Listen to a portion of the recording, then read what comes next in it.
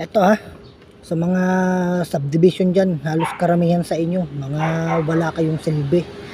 Papapasok yung mga rider nyo, lalo na yung mga rider, papasok sa subdivision ninyo, patatanggal ninyo yung helmet. Unang-una sa lahat, abala yan. Abala sa trabaho nila yan, pinaggagawa ninyo. Pangalawa, pag yan na aksidente sa loob ng subdivision ninyo, mga piste kayo, hindi ninyo sasagutin yung disgrasya or yung damage na mangyayari doon sa rider na pumasok sa subdivision ninyo. Hanggat maaari baguhin niyo mga sistema ninyo, mga lintik kayo, mga subdivision kayo. Nanggigigil ako sa inyo. Ayusin ninyo buhay nyo. Ang tatalino ninyo pero yung mga utak ninyo nasa talampakan. Ang yayaman ninyo pero mga utak nyo nasa talampakan. Karamihan sa inyong mga subdivision kayo, ganyan kayo.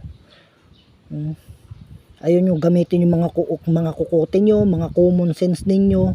Ang tanong kasi sa inyo kung may common sense ba talaga kayo o wala Naturingan kayong mayayaman pero mga utak ninyo nasa talampakan. Isipin mo yung papapasukin nyo doon sa subdivision ninyo, yung mga rider, tapos patatanggal ninyo helmet.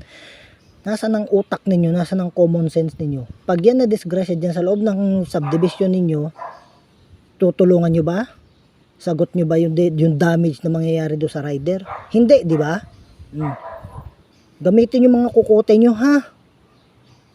Mga lintek kayo Nanggigigil ako sa inyo Taga nyo sa mga kukote nyo yun yung may mga subdivision yun, mga may-ari ng mga subdivision na yan yung mga patakarin yung mga walang kakwenta-kwenta. Papatanggal ninyo yung helmet sa loob ng subdivision ninyo. Pag na-disgrasya yung mga rider, anong gagawin ninyo? Wala lang. Pinanood nyo lang doon sa CCTV ninyo kung ano nangyari. Ngayon, problema pa ng rider yung pang-hospital niya. Yung panggastos niya sa damage ng katawan niya, pati sa damage ng motor niya. Di ba? Real talk yan, mga bobo. Gamitin yung mga utak nyo. Yawa kayo. Gigigil ako sa inyo. Abala kayo sa ginagawa ninyo, abala kayo sa ginagawa ng mga rider, sa trabaho ng mga rider na yan Patatanggal pa helmet do sa subdivision, sa loob ng subdivision. Pag na-disgrasya, buti sana kung sagutin ninyo yung damage ng rider, pati nung magiging damage sa motor. Hindi naman. Buti sana kung sagot ninyo pampa-hospital niyan.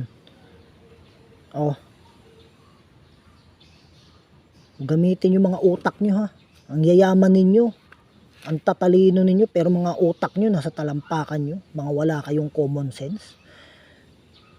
Utak nyo nasa talampakan Wala sa ulo Bobo kasi kayo, mga bobo kayo Karamihan sa inyo mga bobo.